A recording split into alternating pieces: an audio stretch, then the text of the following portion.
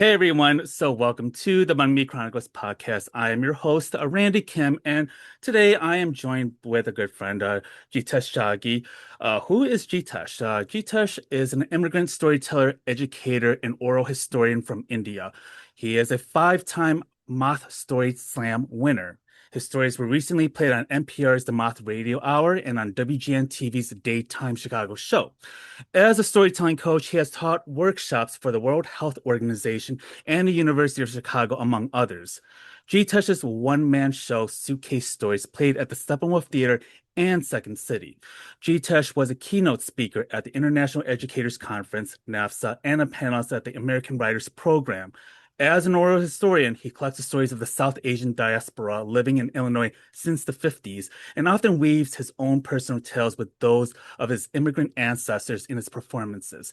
He will share these stories as part of the Illinois Rhodes Scholar for this year into next year. And I knew G Tush like several years ago because I was also in the storytelling scene in Chicago, maybe like several years back. And I think you were just coming into Chicago Yeah. at the time and we were crossing paths during that period. And, I've seen you taking your storytelling to new heights. And, you've been performing nationally, you've been engaged not only as a storyteller, but also as a coach, as someone who's teaching others about what it means to be an engaged storyteller. So thank you so much for coming on to my show, Jesus. How are you feeling right now? I'm feeling great, Randy. Such a pleasure. I was very excited when you reached out. Um, yeah, I'm really excited to get to talking with you. Yeah, so I want to ask you, like, what early events in your life made you realize that you had a knack or that you had a knack for storytelling?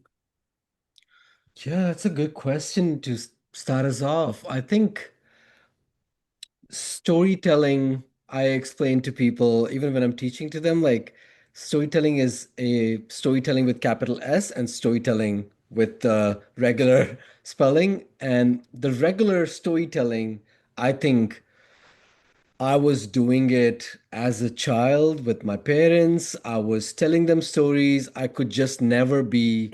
I was also very talkative, very mischievous kind of little boy. And I would kind of like weave stories in my head a lot. And some of them would be like, obviously true stories, but some of them would be like fantastical stories. I never wrote them, but I did kind of like entertain my mother, so to speak, with them. And it had all the elements of like humor, Mhm. and they were like physical elements because I would act it out. And I remember feeling so good about having a one person audience all to myself. My mother was very generous with her time to me. And I think I realized like, ooh, like if I keep getting better at this, she will sit through these longer and longer. And then Mm, I saw like my cousins were being entertained by it. And also I want to add that my grandparents and others around me growing up in India, we are such a communal culture that it's such a collective culture that telling each other stories was just our way of being. It was therapy, it was entertainment, it was all of it combined in one. So I borrowed elements from that, and when I came here to America 8 years ago, and I stumbled across capital S storytelling, which is storytelling as is performed on stage. I realized that I had mm, been under training for many, many years. My family, my ancestors, my people, mm, and here I was kind of like practicing it finally. mm. And did your like ancestors or did your grandparents or family members tell stories? Were you listening to their stories? Then, and how did you feel about the way they told stories to you growing up and learning about their roots and learning about their own upbringing? Were they very open about their own experiences? Because I know for a lot of Asian parents, it can be a very difficult topic to bring up, Yeah. for others. And I'm curious about maybe in your situation if storytelling has been very prevalent among your family circle.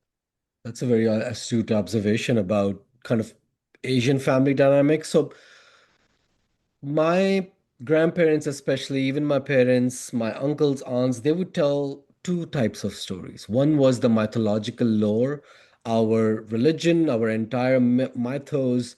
It was passed on orally. So there is a very strong oral tradition in India, and they would pass on these stories. And these were like fables. These were, stories that have a moral meaning attached to it or a value attached to it.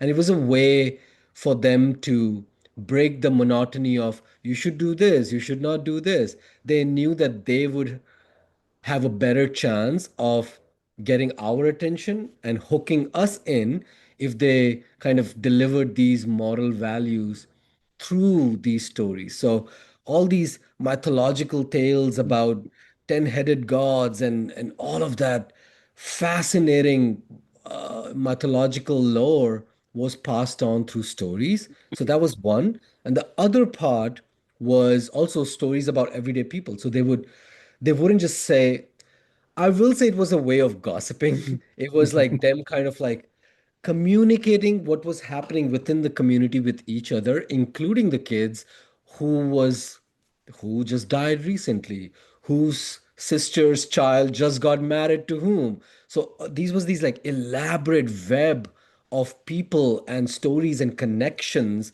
that could only be told with a narrative. So these two type of stories were being told. However, I want to acknowledge what you also mentioned, which was a lot of important stories, very, very real um, historical stories were being omitted that I had to Mhm. learn by myself. Stories of Mhm. immigration, stories of just painful stories of what happened in the family, painful stories of I grew up in a refugee camp and I did not know that because they would hide that. Didn't want us to they had their own reasons, but there were a lot of stories coming back to the point about immigrant families and Asian families specifically, that not being thing that was explicitly out there. Um, that was painful to not know and to have to Mhm. find out. But that did send me on my own storytelling journey. Yeah, I think it's a very important observation that you're bringing up because, like, oftentimes when our history, especially where you're coming from in India or from me, from myself in this case, in Southeast Asia, how often our stories are told from a very white researcher lens, and how that omits a lot of the trauma and a lot of the violence that our people have experienced too under colonization, and see how important it is more than ever to really lift a lot of the history, but also the people who have been doing the brave resistance work, because we do forget that, because oftentimes we're seen as, well, why didn't we stand up to our oppressors? And no, there's actually been people that actually were trying to fight against it. They were just disappeared and omitted from history altogether. And I think that's very important to like really crack down, and I could see why the historian in you wants to dig up and see what can I discover, what can I put to life that our ancestors were silenced from. Yeah, 100%. I mean, India was colonized by the British for 200 years. Our language, our way of life was drastically changed, and the way history was down to us was through the lens of the British Empire, through the Raj, what was called. Mhm. And that so many things get omitted. So many facts get brushed over because they were not conducive to the present day Britain, right? Great Britain. And those are some of the things that you find out through movies, through talking Mhm. to other people, through reading books. And reading books wasn't a big cultural thing when I grew up. I grew up, and as an adult, I had to do my own research. And you're right, that is what made me today an oral historian. Like, I wanted to capture oral history specifically. It does not favor the quote unquote victor, it favors the everyday people. And Mhm. I think somewhere in me, I knew that I wanted to give voice to everyday people to be able to narrate their own history, at least the way we never got a chance, or my people never got a chance before. Mhm. As a storyteller, what do you feel you receive in return when you share your stories in front of an audience, and what does storytelling bring to you? Oh, so much, so much. You know, I now, on a day-to-day basis, almost find myself making a case for storytelling to others. I have become this person who almost like proselytizes people, like, hey, this is this wonderful thing that you should do more. in your work life, in your study life, in your everyday life. So I'm constantly telling people what the benefits might be, and some of them are they're just understood benefits. Some of them are proven by research. And we can talk about all those benefits that, and I also stand to gain from those. Like I have gotten like job offers because I told a good story. I have been included in a friend circle because I told somebody a good story. And these things make me look more believable, more trustworthy, more persuasive. But the most important thing that storytelling gives me is this ability to process what happened to me. This ability to process my own life, my own kind of I look at my own stories now, my own experiences in life through this convex of narrative. I look Mhm. back and now it's easier for me to face some of the things from my past because I'm able to process it through the medium of a story and also share it with people because stories, if they're just written and the laptop is shut, it's not a story. It is a very dormant, Mhm. uh, hardly of much use vehicle. And only when you start to share with people in that live environment is when it comes alive. And that has helped me to finish that processing, the whole process of making sense of my life, of what happened to me. I think that's like the primary. Mhm. Yeah.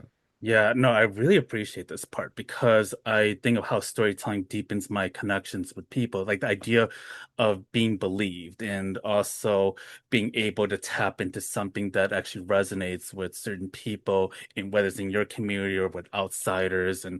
and also in a way disrupting a harmful narrative that people had thought of, this situation or this current event or giving more light to something that we would hear on the news, but actually giving a human voice to it. And I think that really changes. I don't want to say it completely changes hearts and minds, but it does help to intercept the harmful narrative that have been ongoing for a very long time. And and I also know that you've been a break dancer for a number of years. I don't know if you're still practicing like professionally, but I wonder about what that means to you in terms of storytelling because there is a performance element to it, and I know that that's something that you've talked about, time and time again. Yeah. Oh my gosh. Yes.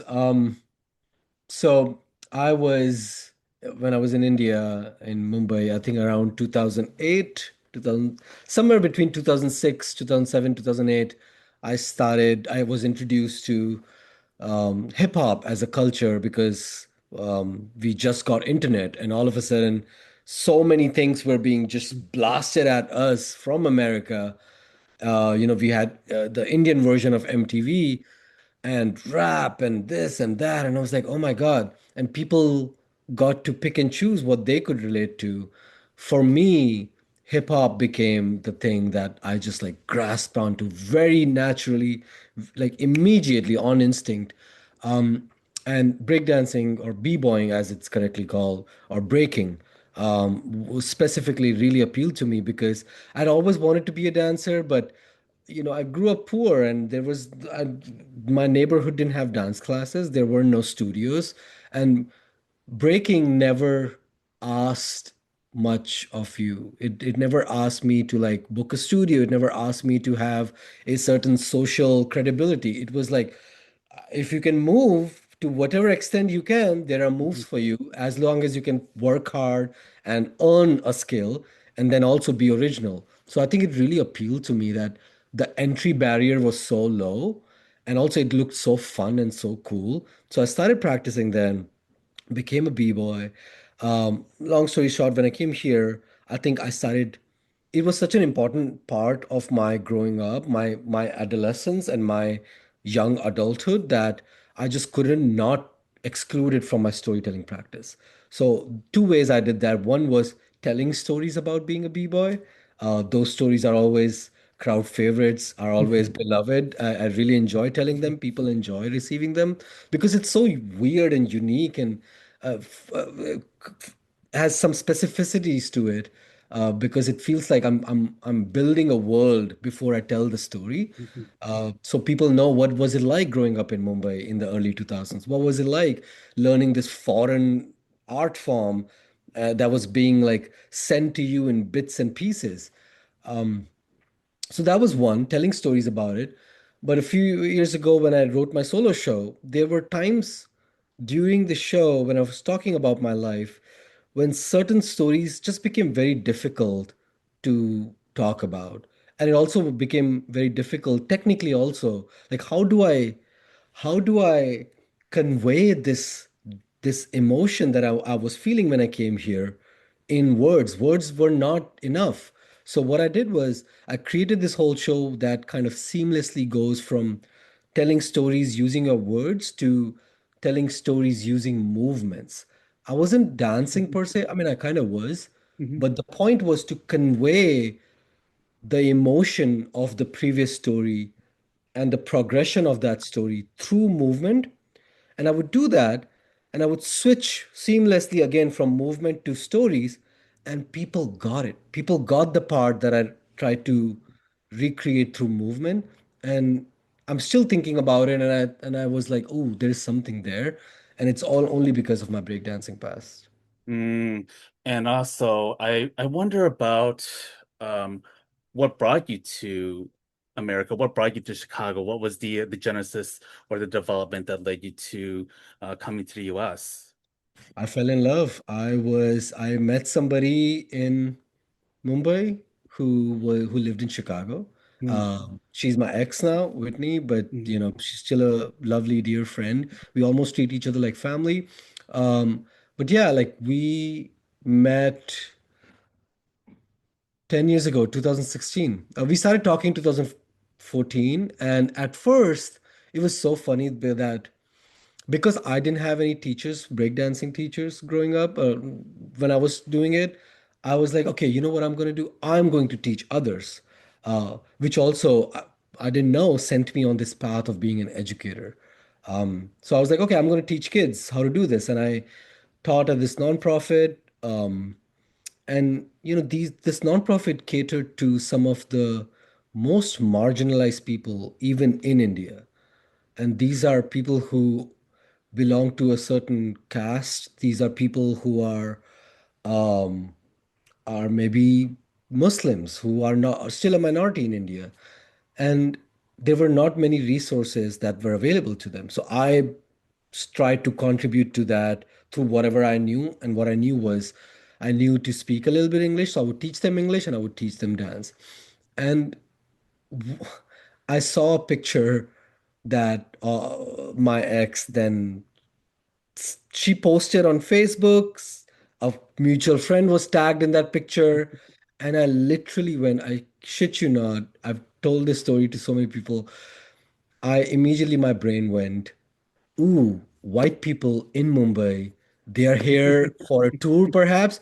I should kind of like invite them to my nonprofit.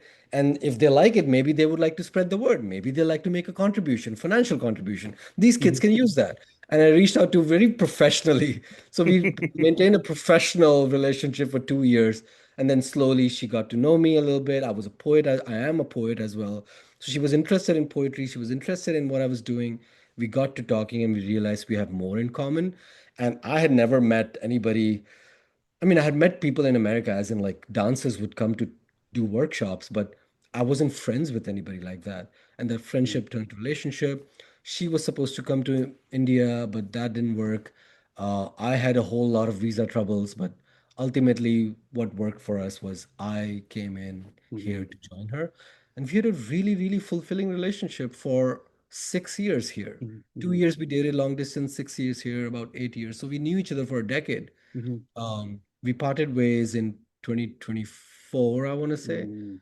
um, which was wherever life takes you. But it also made me confront this whole thing about, well, I'm here in America for this person. So if this person is not in my life, what am I here for?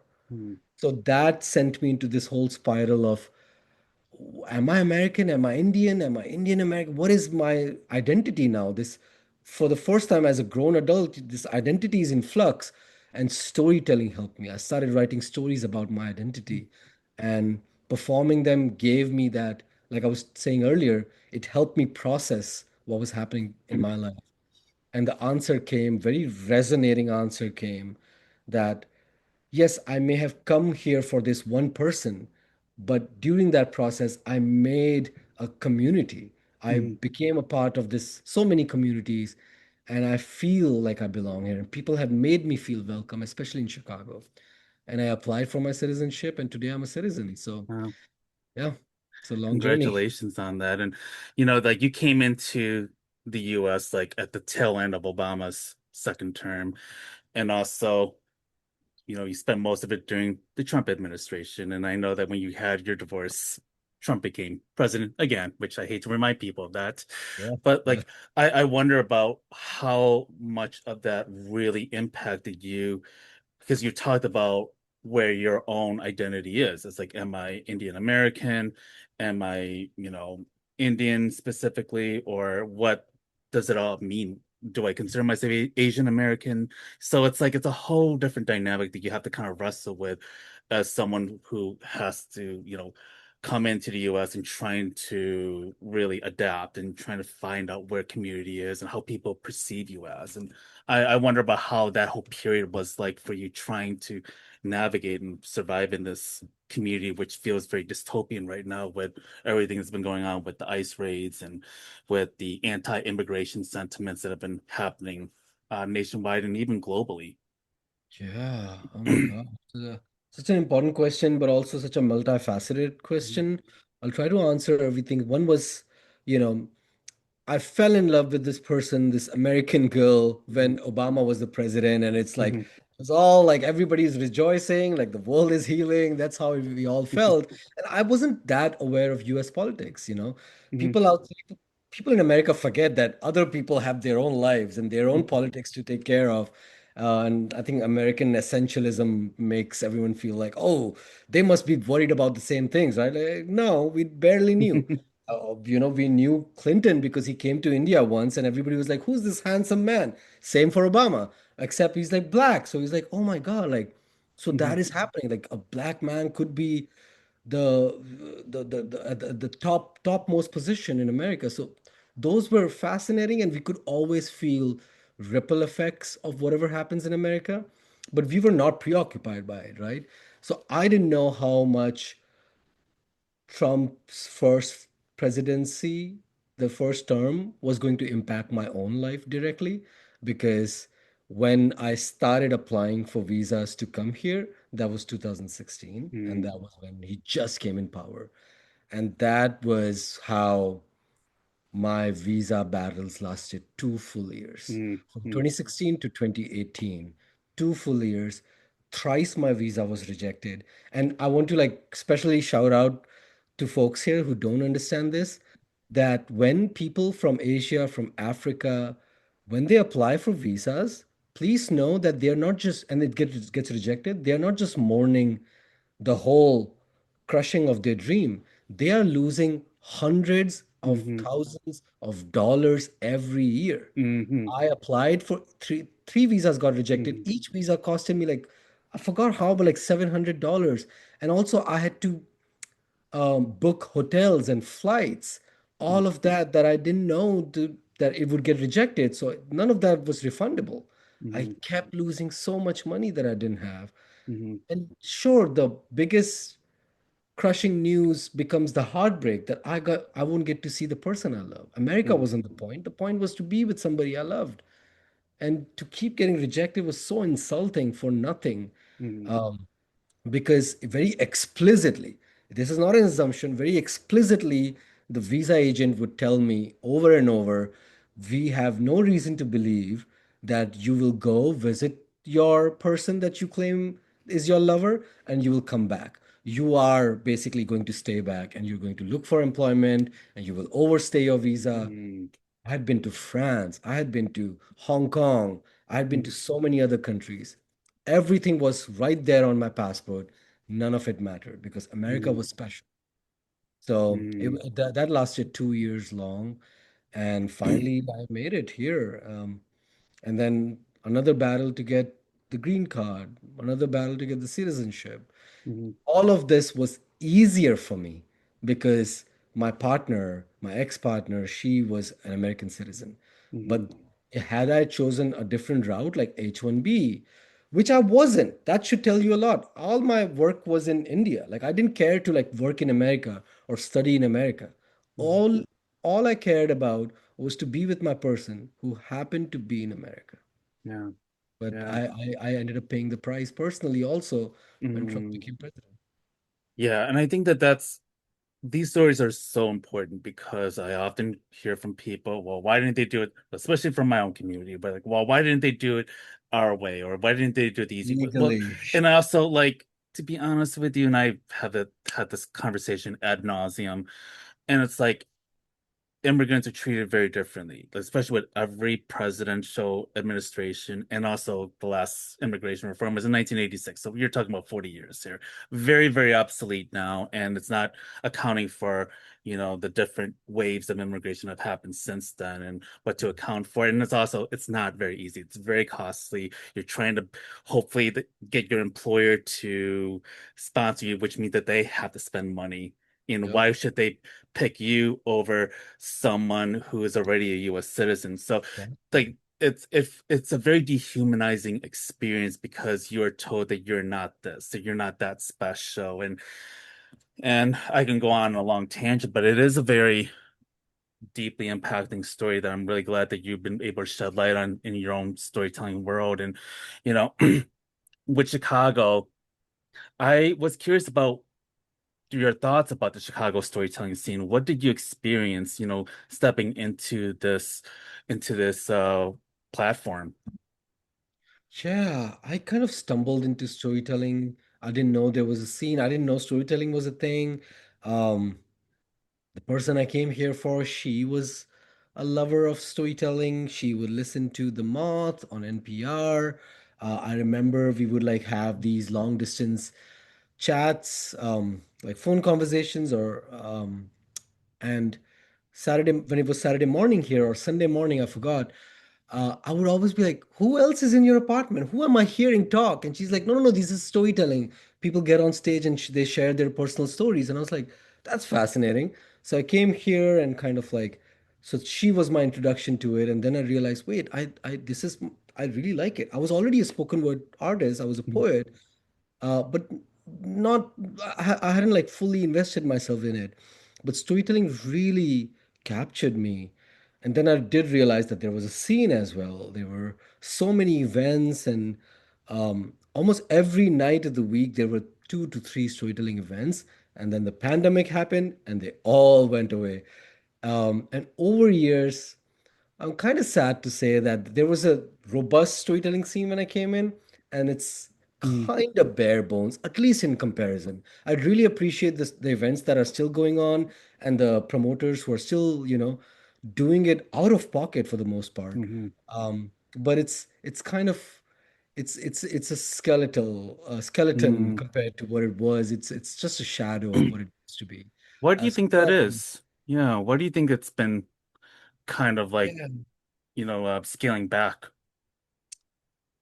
I have so many answers here, and Mhm. I'll be frank on all these points. What simple one being the there are two reasons. One, the bigger reason is that storytelling is not sexy per Mhm. se in the Mhm. culture. In American culture, it does not hold in the American imagination the same spot as stand-up comedy does, as theater does. Theater also does it has fallen off relative to its glorious past, but the way stand-up comedy is, it's not the same, right?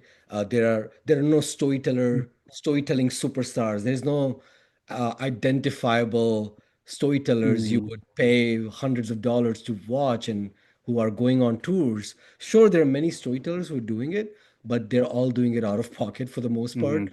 Mhm. So it's not an industry, so to speak. One is that there are no storytelling agents or promoters. So that's the main, like, overall reason that it's hard for a scene that is punk in its essence to sustain itself for a long time at the Mhm. same rate. That being said, I will say storytelling is the scene itself is kind of plagued with its own problems. Number one being the barrier to to entry, to access. Somebody like me, just came into this country, have no work visa. How am I expected to pay $20 for a chance to tell my story? Mhm, And then if that is so, those are the storytelling competitions. So there's barely anything in return for me, but I'm supposed to pay every time I want to tell a story. These are open mics. And then there are the other side, the curated lineups, which I've been so lucky to be a part of so many of those. It's you have to know somebody. It's because somebody saw me performing somewhere. mhm, But what if they did not? So, like it's like you have to know the barrier to entry is enormous as opposed to like if you wanted to do mhm, improv, if you wanted to do stand up, you can walk down the street and you can find a stand up open mic free of cost, and you'll find a full community of a diverse community. mhm, And storytelling community, unfortunately, is not too diverse and mhm. unfortunately is not the most welcoming to first time tellers. Yeah, it's I'm glad that you lifted this part of the narrative and what's the Chicago storytelling scene look like because as someone who had done storytelling in the past, I'd say now 10 years ago, I think I just walked into it by luck, Yeah. just by pure luck. I think it was, Jeremy Owen's You're Being Ridiculous show, if I remember. And there were a bunch of Yeah. storytellers that I knew.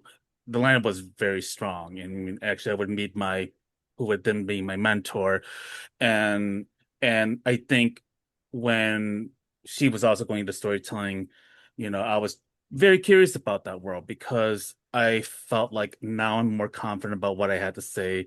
I was becoming very unapologetically queer. I was becoming more in touch with my own Asian American identity. So I had a lot of things to say.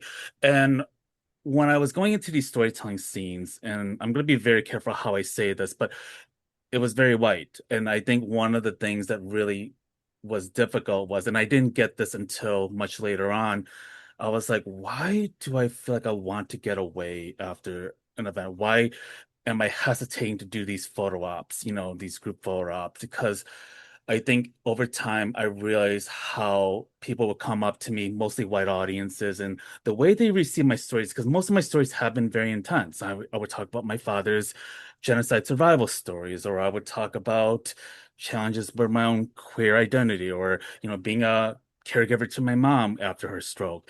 And then like I often would be the only person of color, being in that lineup. And then the other white tellers would tell like entertaining stories about their breakups or have this wannabe comedian stand up, which I'll be honest with you, didn't make me laugh. I was kind of like, God, I had to sit through this. And Chicago is a very diverse city. It's very black and brown in the city. But in the storytelling scene, it felt like I was living in Naperville. I felt like I was living in Wilmette or somewhere in Lake County. It just did not fit the way our city is. And I felt it was very limiting. And I've been very critical about that. I think this is something that led me to just exit most of it together because I'm like, yeah, I'm not feeling this. I'm not seeing people that really need to tell these stories because I know that, when I was working with my former mentor, we were trying to create those spaces. I know you were in one of our shows and there was so much value. There was a lot of excitement seeing like an Asian American, Asian diaspora storytelling show because that wasn't done before. And the thing was that a lot of these storytelling producers were never tapping into the Black communities or Latino communities or the Asian communities. And I think that is a shame. It shouldn't have to be gate kept, but that was the situation that I ran into. So sorry for my little rant there, but that was kind Oh, of like the thank scope of thank you what for I sharing. saw, Yeah, and I for wonder sharing. how do you just navigate, the tokenization and having to sit through stories that just wasn't connecting. And when you're telling stories that are very personal and traumatic, and I think that there is this feeling that we're performing trauma in front of white audiences. And that's something that never sat well with me. Like, I Sure. don't want people to come back and say, I'm so sorry to hear about what happened. And I'm like, just stop it. It just didn't sit well with me. So I think that yeah, there was a period of time where I'm like, yeah, Yeah. I can't deal with this. There was this one time I told a story, and it was very, I didn't believe, I couldn't believe myself that I wrote that story and I performed it. It was very personal and it was very vulnerable. It was about, it had like so many layers to it because I grew up in a Hindu household, and that story involved like eating meat, came from a vegetarian background, things like that. And I was telling this story about confronting my own past, my own people, and my own culture's rigidity about certain things. And that's my story to tell. And I told that story, and I told that story just mostly for myself, for allowing myself to have that courage to like say it, like, oh, I have been defiant, and this is where I want to be, and defiant of my own culture, where I come from, because I was very still very new to America. And I remember this lady came up to me after the show. People were usually coming and saying like, that was great, congratulations, blah blah blah. And she walked up to me like without hesitation, and she was like, I'm glad you spoke up about that. I know what you should do next. Your next story should be about the caste system in India. And she said that and she walked away. And felt so small. I felt so patronized. I felt like I was this vehicle to talk about the ills of my background and like have this dirty laundry out for view of these people. And I was having a very Dave Chappelle kind of moment, and I was like, oh my God, like, is this what they think I'm doing? Do they think that I'm telling these stories so they know how shitty some of the things are in my part of the world? Like, they should know that I'm telling these stories because I am wrestling with it, not because you need to hear what's happening in my part of the world. This is my lived experience. And as I wrestle with it, I'm making sense of it. I'm putting it in an artistic form and presenting it. And it does something for me and others who might relate to standing up against your own culture's rigidity. It's not for you to tell me, oh, check mark. I know this about like what exists in your part of the world. What about this other stuff? It just felt very like it Yeah. cheapened the whole experience. So Hmm. that's what comes to mind when you say that. And the answer to like how I do this is just I know, and I know people such as yourself who have been forced out in a way, and you're not out of the storytelling scene. You are very much welcome. And tomorrow you can be like, I can, I want to tell a story, and you'll be welcome back in, at least by people like me. But seeing what you just shared, I want to use that as an example. This is what happens. People like us then become further marginalized, and you are swept away from the scene, and it becomes a snake eating its own tail. It becomes a very self Hmm. congratulating circle jerk. And it's like, no, I am very much here to stay. And yeah, I will educate people. And sometimes I'll have to take these like whatever you want to call them, these weird remarks, but Hmm. I have a larger purpose Yeah. here that I have found, and that's a very personal purpose that sure, I have made it my career, but that's not where it started. It started because it allowed me, a boy who had no access to therapy growing up, Hmm. to look at the things that were not compartmentalize in my head because I had nowhere to put them. And storytelling gave me this medium to finally compartmentalize them, make sense of it, neatly package it for my own self and Hmm. share it with others. I'd be damned if anybody like, causes me to run away from that just because of their poor behavior. Yeah. Yeah, no, I think, getting back to what you mentioned about this lady who made the comment that you should do about the caste system, the thing that I really get troubled by, especially with white audience members, I'm going to be very upfront about older audience members that I've seen, is Mhm. that there is this assumption that they could try to relate to you in any kind of weird way. It's very unsettling. But I think what always bothered me about hearing the unsolicited advice or the prescriptive way of doing things, even though that's not something I was even asking for. I'm like, look, I'm there just to tell a story. I'm there because this is what my creativity and my conscience is telling me. What I will say to that is that, like, it should not be a responsibility to talk about our entire community. Like, one person's voice does not make the entire goddamn country. Like, you're not representing the entire country of India, you know? I'm not representing the entire country of Cambodia or Vietnam, you know. So it's like I think it's very unfair because I wouldn't, place this white person who lives in Naperville be like, okay, tell us everything about, you know, freaking Britain, or Yeah. Germany, tell me Yeah. about your ancestors. So Tell me we're about not, your yeah, people. exactly. So I find it so reductive, and it's so like it's something that I've always got very annoyed with. So usually I tend to like if I'm usually at a show, if I end up having to be at a show, like I try to kind of like either talk to my friends or be like, yep, I'm gonna take the beeline, I'm gonna get the hell out of here and not talk Yeah. to anyone before I start saying something that's gonna get me in trouble. So Sure, yeah. And so it yeah. sucks that you have Mhm. to feel that way, honestly. Oh yeah. Yeah, no, I think that yeah, I don't think it should be our responsibility to tell those stories. And I think that's what's very important for storytellers is Yeah. that we are not this, monolithic story here, that we all have very, very, very different layers. We're just only telling one little strand of it. And I think that's a very important point that you're also making here. And like, what does it mean when you're telling pe stories to people in your community or with other like-minded folks who have a lot of commonality with you in terms of your identity or experiences? Yeah, that's something that I've recently gotten to experience. I'm so glad you talked about that. As I started to expand my storytelling practice, and the storytelling scene was becoming a little bit suffocating because it was the same old. And I was Hmm. like, okay, the lineups are becoming the same, Hmm. stories are becoming the same. Like, let me like see what's else out there, and who else wants to hear stories.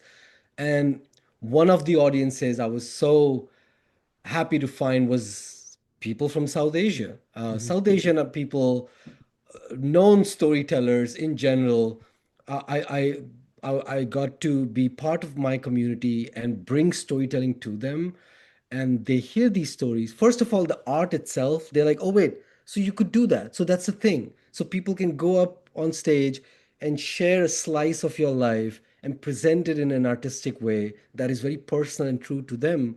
That is fantastic. And also, most importantly, the things that I have lived through are being spoken as if that's normal.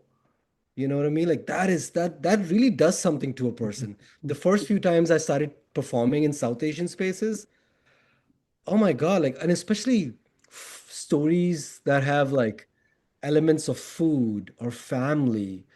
Oh my God, people eat it up, no pun intended. They're like, Hmm. "Oh my God, I can't believe you talked about that. I can't believe you went through that too." Like I had the exact same experience. I also tried to recreate a recipe from my mom here and I messed it up or blah blah. That was my Hmm. story. Hmm. And it's so cute. I love it, but I Hmm. know it is healing.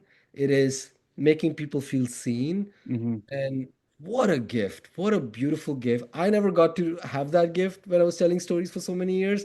So I was like, let me give it. I still don't come across many South Asian storytellers sharing something that would be like very relatable to me. Uh, but when I do these in South Asian spaces, I get a very different kind of reaction, a very like people are sometimes crying in the audience because Hmm. I touched on a nerve Hmm. that they had forgotten about because nobody talks about that part of immigrating here. And it is just so profound and so beautiful and so incredibly necessary. That is one. I will also say when I did my solo show and the lights went up and you would see the weirdest smattering collective of people. There are your middle-aged white people from Oak Brook. There are your black trans folks who are in this poetry scene because I kind of like straddle a lot of these little communities. Hmm. And when I got them together, it was so interesting because after every show, what I do, I do this thing called Story Circle where I will then invite people to tell me stories now. Told you a bunch of Mm, stories, and that probably reminded you of a bunch of things.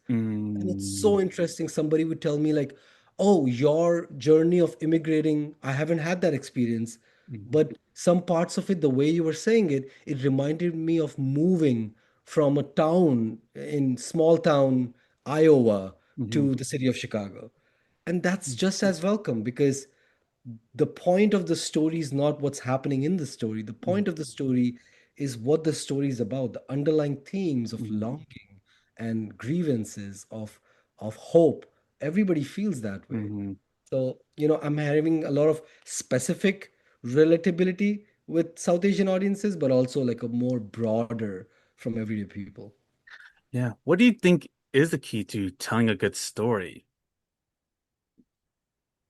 Ah, that's the million-dollar question, isn't it, Randy?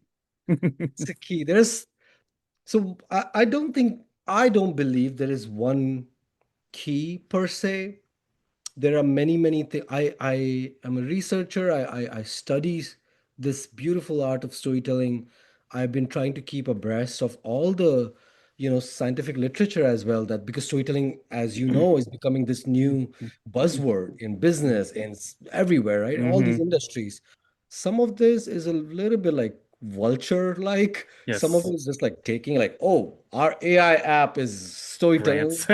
Yeah, I mean, I cannot tell you like Come on. sometimes when I would apply for grant writing position, like, oh, we need a storyteller. And I'm like, define what storyteller looks like because Oh my God. I've had very interesting conversations with other executive directors on it. And like, do you really understand storytelling? So it ends up becoming a very interesting conversation, especially for those Yeah. that actually have not told stories publicly.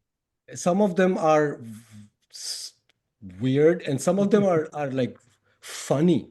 Like last week, like 15 people are tagging me for this job opening that I didn't never ask for. And I was like, cool. And the job opening says, I kid you not, we are looking for a storyteller and these are the pay, these are the hours. And I'm like, hmm.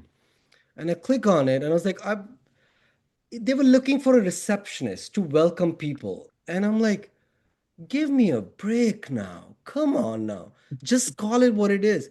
People in marketing are now hiring as storytellers. Just say you're looking for a copywriter, a copy editor, a marketing person. Anyway, but so I'm trying to like so it's very confounding to keep track of all of that, but I'm trying to like think about this, I'm trying to read about this, I'm trying to research this, and I'm trying to like really share with people because storytelling is a hard thing to do. A good story is a good story, a story that really moves you, and so much so that you change your perspective about something. Mm, It shakes up your belief system. That is how powerful a good story is. So it's hard to kind of like boil it down to a thing. Right now, my main fascination is with how people are trying to, when they're trying to write a good story and they're trying to like have their story relate to as many people as they can, they try to water down their own stories by making it very kind of like easy to attach yourself to. It becomes a very like lowest common denominator thing where people are using references that many more people will understand. And in my storytelling practice, I try to teach people how you are supposed to do the stark opposite of that. The more specific your story is to your surroundings where you grew up, the more specific it is to your personality, the more detailed it is. And that detail that can't be recreated from an internet search that you only lived, the more it represents a very unique kind of confluence of where you grew up, what your upbringing was, the more it's relatable, the more it invites people in. I was listening to songs by like Tupac and relating to it in India. mm. Didn't even know what Compton was, where it was on the map, couldn't point it for you. But somehow I would listen to these songs. I'd be like, I know exactly what this guy is talking about. And here's the thing, Tupac wasn't trying to water down his lyrics to appeal to a boy in Mumbai, India, in 2020 or whatever, whenever I got to hear those songs, he was trying to be as specific to his own lived experience and portray them in his songs. Somehow, this kid across the world in a different timeline was like, I know exactly what he's talking about. Stories are the same. Be as specific as you can to your upbringing, to your surrounding, to your life, and the way you uniquely process your emotions.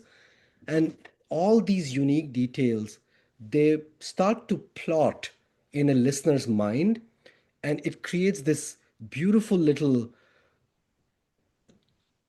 mold for somebody to step into and start to relive your Mm, life.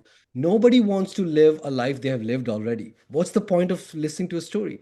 The point of listening to a story, one of the points of listening to a story, is so you can inhabit, so you can embody somebody else's experience for 10 minutes and live vicariously through them. You're not mm, going to give them if you try to mimic their experiences. You're going to give them that if you give them something so specific that only you can talk about. mm. Does that make sense? Yeah, no, it actually does. And the other day, I was asked to, be on a virtual panel, and like one of the organizers and was talking about, we need you to tell like your raw, be raw as you can, tell your stories in your fullness and whatever. And I think as someone who's been in panels, and I know you've experienced, Yeah. doing this, and I'm like, one of the things I've always tried to be very cognizant of is that even though some of the stories that I do tell have trauma, there's context of trauma involved in it, but also like for me, I don't want to just stay in it. Like I also know that there's Mm. joy, there's abundance, and there's some introspection in those stories. And this is something that I also have to wrestle with because telling stories can be very triggering. Sometimes there are times when I was working on, the story about grief, and like I couldn't rehearse until like maybe a week before the festival because I'm like, the weather's nice outside, I'm in a good mood. Why do I want Oh, to so relive these real. traumas? And so I think like, one of the things is that, there was a person that was telling every detail of trauma. And I also think to myself, what does that do to the audience? But what does that do to the person telling them? And I think that's something I've been trying to be very sensitive about, especially if I feel like I'm hosting a space, Hmm. or a podcasting space, like in terms of what they can share. But I think one of the things that a friend told me is that, you know, we do not have to get into the depths of our trauma to think that we deserve healing. Like healing is our right. So we shouldn't have to prove it to anyone. So, but yeah, I think that there is like a line between like how much can you share without it really mentally hurting you, you know? Yeah, Yeah. I'm so glad, Randy, you brought this up because I really wanted to talk about this. Um,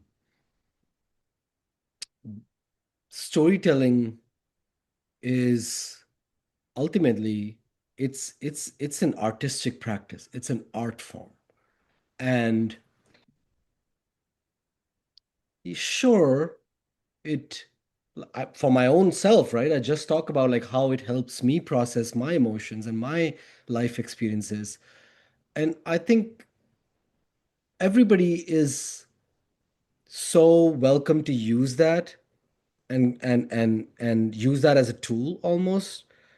I will say what you said kind of reminded me of one is that I'm with you the whole they call it like trauma porn now. Hmm. Hmm. I'm like, oh my God, it's so horrifying. Like, anyway, um, I will say there is a difference between and event spaces and event producers really, really should be cognizant of this. Hmm. I don't think it does the storyteller or the story listener or the event producer much good if the space is only made for somebody to basically do the equivalent of reading your journal diary entry. Hmm. It can be your story. And again, I'm trying to be cautious in how I say this because I don't want to make anybody feel like, oh, if something terrible Right. happened to your life and you want to share it, please, my God, don't let me stop it. I welcome you, in fact. Hmm. But let's also not forget storytelling is an art form like theater is, right? Like Hmm. poetry is. And it's on the performer, it's on the story performer, the word itself, it's on the storyteller to also make sure that they have, to some extent, processed the event before sharing it with the public, Hmm. which also gives us this opportunity, this delightful opportunity to to make it so artistic. So I'll give you an example. I Hmm. tell stories. These are personal stories, and these are often political stories, and these are often stories where that involves a lot of painful life experiences, either in mine, in my family's, in the world I inhabit. And I try to weave all these together. But anybody who's heard me, they know I I use humor as a tool. Hmm. Like you were talking about, like, joy, right? Hmm. Humor becomes that pillow I get to grab onto while I'm sharing something really traumatic. Hmm. And it makes the telling of the story easy for me. It Hmm. takes the receiving of the story easier for people. Hmm. And I Hmm. think that's a responsibility of mine, of the event promoter, of the people, to make sure that we are processing our truths, and also treating storytelling and giving it the respect of an art form. So Hmm. if even if that means, I'm sorry if I'm going this on a tangent, but Oh I no. teach people when I teach storytelling that stories in storytelling are true, and this is controversial maybe to some. They are true in the way a documentary is true. They are not factual. Hmm. When you watch a documentary on race horse riding, Hmm. you are not expecting a minute by minute account of what happens on Hmm. that racetrack. Hmm. What you're expecting from the documentary is to distill the essence of why people race horses in the first place, who are the players involved, and what are the dark elements to it, what are the joyful elements to it. Similarly, in a story, your job is not to give your journal entry, read Hmm. out like, this is what happened in my breakup and fuck my boyfriend. And it's like, sure, I welcome you still, but process it a little bit. Maybe at that stage, it's Or for us therapy to, session, processing maybe at that therapy. stage, the listener, the audience, the correct audience is a best friend, a parent, a therapist, uh, process through it, live through it. We always say this adage, stories about wounds, not scars. Hmm. Let the scars heal a little bit. Hmm. Make sense of it. Contextualize your own suffering or trauma, and then tell a story. Because when you do that, and then you look back at it, you're able to find humor in it. You're able to find a glimpse of ray of sunshine in it. You're able to learn yourself. And some event producers also don't agree with me on that, and that's fine. Hmm. But I will continue to raise this to an art form as much as I can. And I will always use humor because it makes it easier for me to Hmm. tell. Yeah, no, I am so glad that you brought this up, and I'm really thankful for your perspective on this because like as someone who wants to be authentic in telling my stories, but I also know that I have the control, I have the creative control of what I get to tell and how I tell it. And I think that I realize that not everything needs to be, shared. Like some of it's like, okay, I'm probably not ready to tell this story. Maybe at another time I might be able to. But I love the idea of like, adding humor, adding some level of joy, adding some very thoughtful memories in this because I Yeah. do think that there are moments in our lives, in our journey that do need to be celebrated, that do need to Yeah. be acknowledged, not as a way to erase or to disappear all the bad things that have happened to us, but it adds context. It's part of what makes us human and what makes us very connected to where we are today. So I really appreciate this part a lot because Yeah. this is something that is a very much an ongoing conversation that I try to Exactly. have when I'm in community spaces or when I run my own podcast and talk to other colleagues about this because I do get very sensitive about how a person's feeling after telling a story, or at least Yes. getting a scope of it. And it's like, okay, let's see how you're really feeling, because storytelling is not necessarily a cure for everything. It's basically can open up Yes. wounds that you maybe not be ready to confront. And I've myself have been through that. And Therapeutic, not therapy. Therapy is yes. therapy. Please make sure that you're not like making that the only storytelling, the only, way to process this. I was Yeah. reading, I think Brené Brown Mhm. was talking about how, n- to your point also, Brené Brown was saying about how like not everybody deserves to know your raw, Hmm. uncut, traumatic past, right? Hmm. Like, we have to be very careful with whom we share these very personal Hmm. things. Not everybody deserves to hear them. Maybe a best friend, maybe a group that is dedicated to that cause. But also, I hear this from a lot of writing teachers, and I kind of agree with them. And this sounds so harsh, but often they will tell people who, for example, want to write a memoir.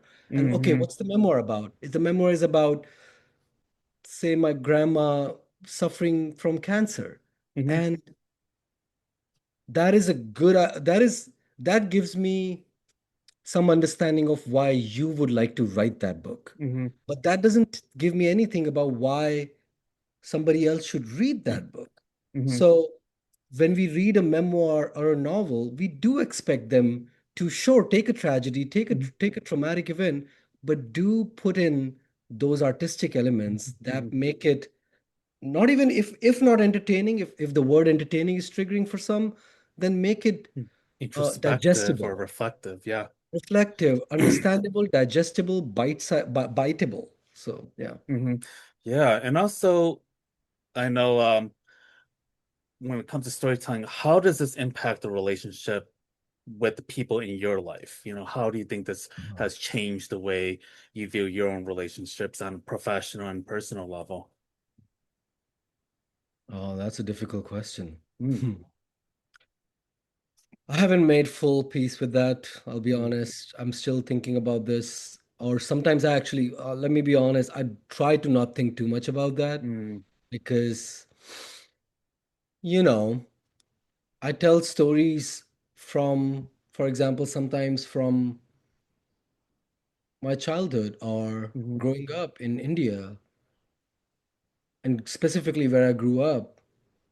And some of mm, those conversations, for example, my parents are not ready to have. Um, we still don't talk about mhm, that uncle who passed away in the 90s when um, the AIDS epidemic traveled to Southeast mm, Asia, right? To South Asia, to India too. We still don't talk about those things. mhm, And I am ready to talk about it. Doesn't mean everybody is. And I have to be very careful about those things. mhm, I will say, and this sounds so sneaky, but some of the stories I'm glad make that I tell make me feel glad that, for example, my parents don't necessarily speak English. They understand parts of it, mhm, but some of those stories, they are not ready to have those conversations, and mhm, that's okay. And some of the stories I have told that involve people, I never use storytelling as a way of this is not a place to air grievances or to for vengeance or anything. mhm, But I do tell stories sometimes where I come across as this idiot who made these mistakes, and in those stories, great. I'm the party responsible, and I can own it fully, and I can tell those stories. And I have many stories like that. mhm, There are some stories where others are involved, mhm, and those others might not always be ready to take accountability. mhm, And it's not my job to teach everybody, but I am going to tell my truth. mhm, My lived experience will live in my stories, but it's a difficult question. I haven't mhm. figured out how to. Maybe I'm still, I'm almost a decade into the game, but like maybe this will come to me in a few years. Maybe you can educate me about how you manage that. I'm I'm still interested. learning that part because yeah, because I know when I talk about my late brother, especially what I did in that performance, my his twin brother is very, very private. And I think, there's a Stacey King video, like he passed away, rest in peace, Stacey. But Yeah. like when he did the video tribute to my brothers, my living brother was very uncomfortable with me sharing that he could because he felt that was very sacred between him and his twin. And I think for myself, like I am a natural storyteller. I feel like this is my way of honoring my grief, but also honoring my late brother. But for him, his is very, very private. It's like I don't like to talk about him to anyone else. And so I think this is something that is a struggle because you do want to tell your story because there is a creative element to it. Like well, Mhm. there's also stubbornness that I have too, but Sure.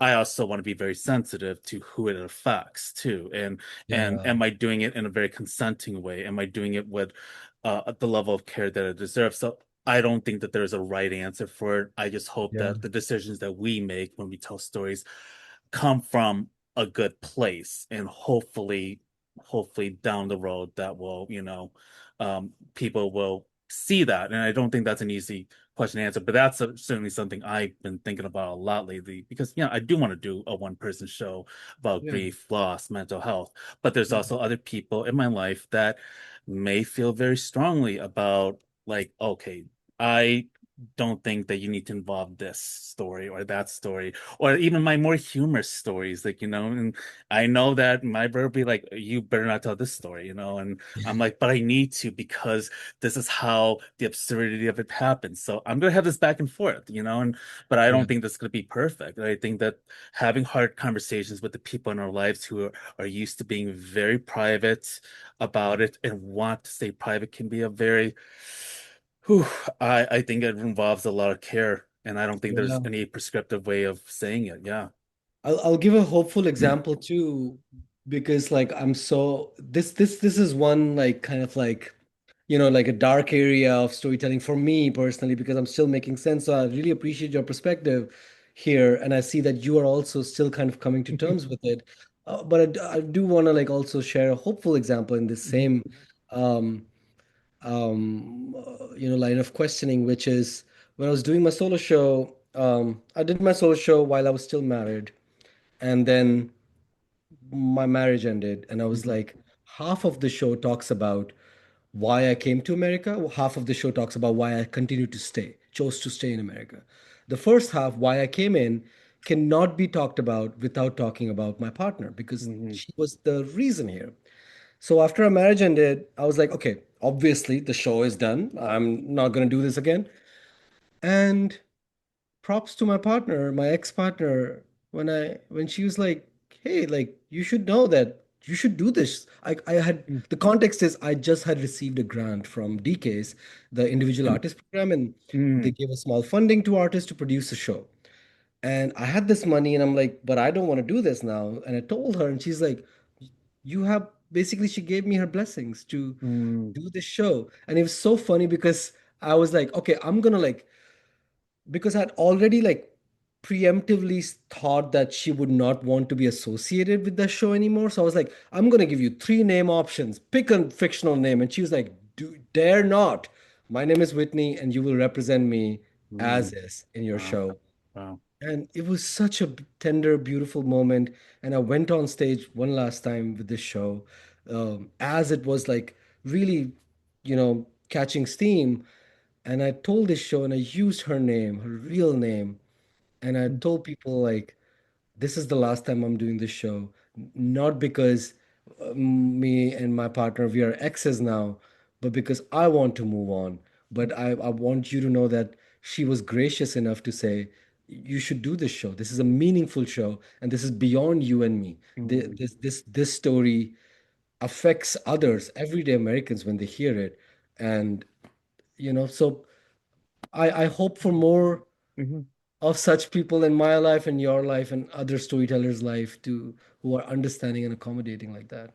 Yeah. And advice is, what would you tell someone who's looking to tell their story for the first time and doing so, whether it's on TikTok or like in person? Um, I will say first things first is that storytelling lives in the sharing of it. There is no, I'm gonna spend years mastering how to write this beautiful prose. I'm going to spend years practicing in front of my mirror. And one day when I'm ready, I'm going. Storytelling, the story becomes a story in the sharing, in the process of it. So you will have to get used to this. I say as a perfectionist, you'll have to get used to just being not too good, like being like a bumbling mess, perhaps, a babbling idiot, if that's what you look like. If that's how you think you are being perceived, then so be it. But there is no shortcut to that. The telling of the story is in the telling of it. That's where it lives. So get out there, and if you don't want to get out there, then social media. You pointed TikTok. I'm not very good at that stuff, but I'm learning. But even there, it's in the telling that it becomes alive. That is one. Second is kind of learn from people. Like I teach storytelling, so many others folks teach storytelling. This specific brand of storytelling, because when you say storytelling, it has many different connotations. Some teach like folklore and they call it storytelling, and they get to do that because those are stories too. But the stories that we do usually talk about, we are talking about true personal stories. Um, there are not many teachers, but there are some. Reach out to them, learn from the best, and also just know that this is how I learn. I'm doing is I'm borrowing techniques. I'm Hmm. going to attend theater shows. I'm learning from actors. I'm learning from comedians. I'm learning from people who just are good at sharing their truths. I'm learning from poets. I'm doing those other art forms as well so I can bring in all of these practices into my writing and ultimately into my storytelling. So that's what I would say. It's really you can have a lot of fun stumbling into it, learning about it, practicing it. It's a lot of fun, but definitely go about trying it and learning it. Yeah, and as we start to wrap up, anything that you're working on for the rest of this year, and where can people follow you? Thank you for asking that. Yes, I was. I tried all this while to manage like storytelling and a day job, and I've been doing okay. But I think I want to take it to the next level now. I want to make storytelling my life, and I am really expanding my practice now. You found me at a time Hmm. just as I was standing at that cusp. I'm expanding my practice. I'm doing keynotes, storytelling keynotes. I'm teaching people how to do storytelling by doing workshops. I'm doing one-on-one workshops that people can reach out to me on my Instagram, my LinkedIn. I am also available for storytelling keynotes and storytelling workshops, whether for your organization, your group, your friends, or simply for you. Get in touch with me, and I would love to help you. And I think it's such a human thing to do at this particular time in our culture where everything is AI. And Hmm. if there is more AI in something, it is being the markets are rewarding it more without making sense of it. All of that, while this is prevalent, stories are going to remain a human centric art Hmm. form. Storytelling is going to remain a human focused art form, regardless of how good a story an AI can make up. A lived experience, there is no replacement for that. So Hmm. I hope all your listeners are able to reach out to a human being who tells stories. And if it's not me, reach out to Randy, reach out to other Hmm. people. But if you choose to, I'm also available. And I thank you for putting my name out there. Yeah, no, thank you so much for being on my show and just really sharing so much of your own wisdom, your experiences, and also as someone who has been, storytelling every now and then, it it it helps to be seen and it helps to feel seen, but also because I really do value the art of storytelling and what it does in terms of community building, in terms of innovation, and I mean creativity is where, the real fight, happens. Like you need to have the creativity, you need to be able to hold these kinds of spaces because for stories to be seen, it's also history that's being made, and it's also how we think about how the future we want to create, the imagination that we have for the world that we want to live in. And so that's something that I really think about, and I really am so thankful thankful for your graciousness. I hope people get to follow your work, get to consult you, because I think that is very valuable in everyday practices and the relationships that we build with the people in our lives. So much love to you. Oh my God. Thank you so much, Randy. I appreciate all the work you're doing and also for chopping it up with me. It helped me kind of make sense a lot of things. Life is a story. So thank you again, Randy.